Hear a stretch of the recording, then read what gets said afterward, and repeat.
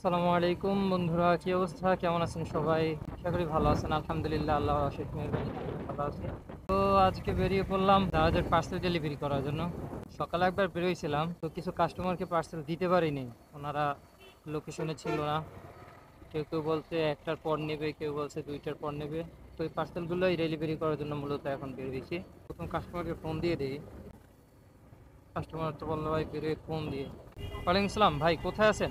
আচ্ছা, আমি এই আপনার এই নতুল্লাবাদ পোলে একটা পার্সেল দিতেছি, তো এটা দিয়ে চৌমাথার দিকে আগাইলে আপনি নিতে পারবেন পার্সেলটা?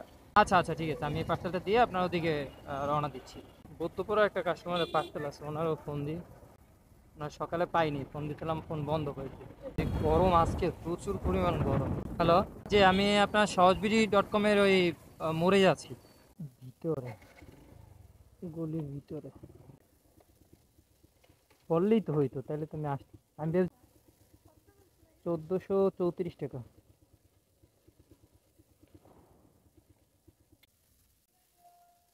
ঠিক আছে, পার্সেল একটা দিলাম, ডেলিভারি দেখাই। Next customer.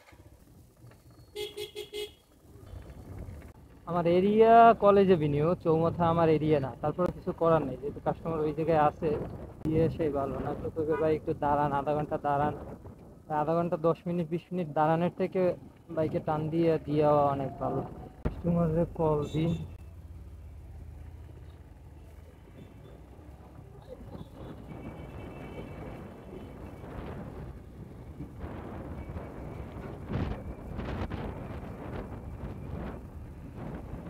হ্যাঁ ভাই, কই আপনি? আমি এই তো চৌমাথা পোল দিয়ে থানা কাউন্সিলের দিকে আগাইছি। আপনি কোন জায়গায় আছে বলেন? বিএডিসি। হ্যাঁ হ্যাঁ। আসসালামু আলাইকুম ভাই। ফেরদাউস আলম না ভাই? 893 টাকা। ঠিক আছে, আসি ভাই, আসসালামু আলাইকুম। যাক, পার্সেল ডেলিভারি করা কমপ্লিট। এখন আরো একটা পার্সেল যাবে হচ্ছে বিএম কলেজ। আরো একটা পার্সেল, দুইটা পার্সেল যাবে, কিন্তু একটা পার্সেল যাবে 3টা, 3:30, 4টার দিকে। এখন যদি ওইটা এখন রিসিভ না করতে পারি, কিছু করার নেই, বেশি চলে যাবো।